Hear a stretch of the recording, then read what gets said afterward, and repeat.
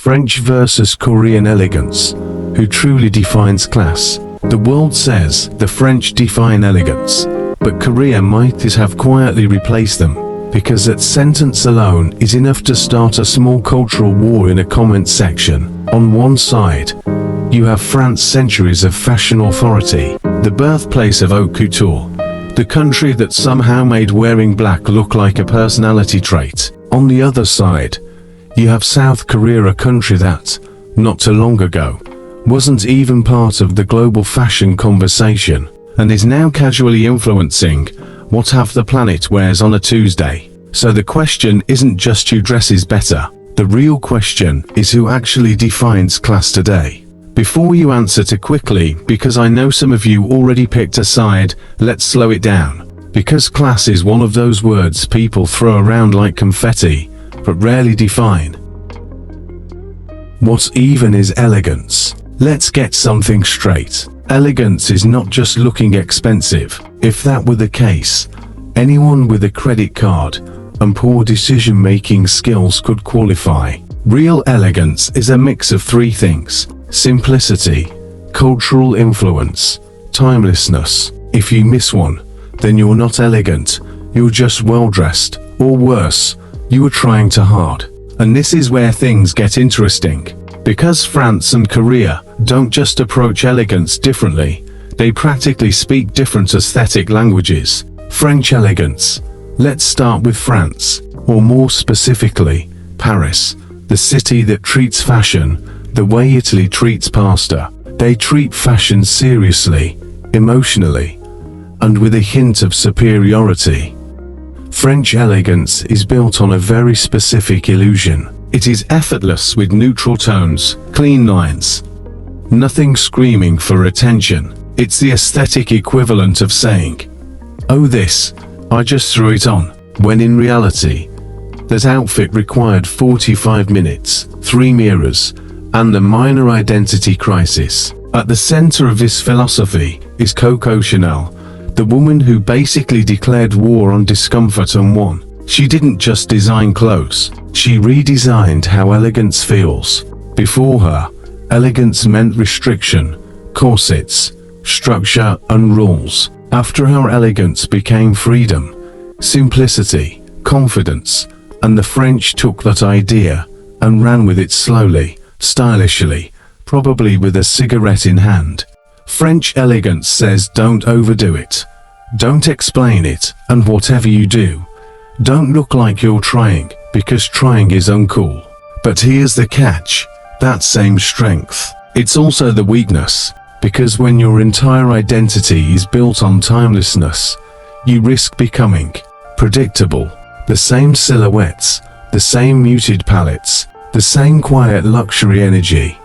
It works beautifully, but it doesn't always evolve. And in a world that moves at the speed of trends, algorithms, and 15-second attention spans, that can start to feel a little static. So now the question becomes, what happens when elegance stops being about tradition?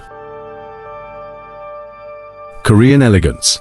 This isn't just about K-pop idols, wearing expensive jackets and looking unfairly good in airport photos. This is about an entire cultural system that understands something very important. Elegance today isn't just worn, it's engineered. Korean elegance is different. It's not trying to look effortless. It's trying to look intentional. Clean silhouettes, soft color palettes, structured layering. Everything looks like it belongs exactly where it is. Nothing accidental, nothing random. Where French elegance whispers, Korean elegance edits. And a huge part of this shift is driven by two cultural powerhouses, K-pop industry and Kdrama. These aren't just entertainment industries, they're global aesthetic machines. K-dramas don't just tell stories, they sell lifestyles. Suddenly, millions of viewers across the world are noticing the oversized coats, the perfectly balanced outfits, the way characters look elegant even while crying in the rain. And K-pop, that's a masterclass in controlled image. Every outfit is curated, every look is calculated. It's not "I woke up like this," it's "we designed this moment for you." And here's where Korea pulls ahead in a very specific way. Korean elegance evolves fast. It absorbs trends, refines them, and sends them back out, cleaner, sharper, more wearable. It's like fashion, with a software update system. But because nothing is perfect, there's a trade-off. Korean elegance, for all its innovation, doesn't have the same historical weight as France. It's newer, faster and more fluid, which raises an uncomfortable question. Is it timeless, or just trending? The face-off now, we put them side by side. French elegance versus Korean elegance, not as enemies but as philosophies. French elegance is heritage, understatement, and confidence that's rooted in history. Korean elegance is innovation, precision, and confidence that's rooted in control. One says, "I've always been this way." The other says, "I can become anything." Let's break it down quickly. In tradition, France wins, no debate. When your fashion history is basically a museum, you don't lose this category. In innovation, Korea takes it easily. It's faster, more experimental, and not afraid to reinvent itself. Global influence. Now this is where things get messy, because France shaped what elegance was, but Korea is actively shaping what elegance is becoming. This isn't really about clothes, it's about identity. The twist nobody likes, but everyone feels. Here's the part where everything flips. They're not competing, because French elegance and Korean elegance aren't trying to solve the same problem. French elegance answers the question, how do I look effortlessly refined? Korean elegance answers, how do I look perfectly put together in a modern world? One is rooted in the past, the other is built for the present and possibly the future. So when people argue about which one defines class, they're actually revealing something about themselves. Do you value heritage, or do you value evolution? Do you trust what has stood the test of time, or what is shaping the time we're in right now? What people can learn from this? Here's the uncomfortable truth. Nobody puts on a mood board. Elegance isn't about clothes. It's about choices. French elegance teaches you the power of not doing too much. Korean elegance teaches you the power of doing things on purpose. And most people are stuck in the middle, doing too much without intention. That's not elegance. That's confusion with good lighting.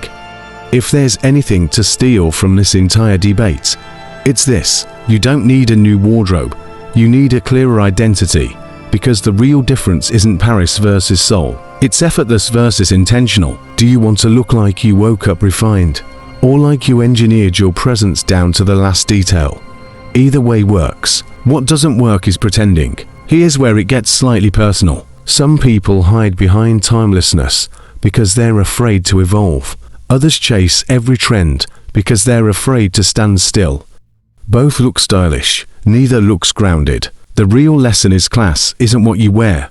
It's how aware you are of why you're wearing it. That's it. That's the whole secret. Because the moment you understand your choices, your style, your energy, your presence, you stop copying elegance and start embodying it. So whether you lean French quiet, effortless, dangerously unbothered style, or Korean sharp, precise, and visually 5 steps ahead of everyone else, just make sure it's you, not Pinterest, not TikTok, and not that one influencer who looks like they moisturize with confidence. Because in the end, real class doesn't ask for attention.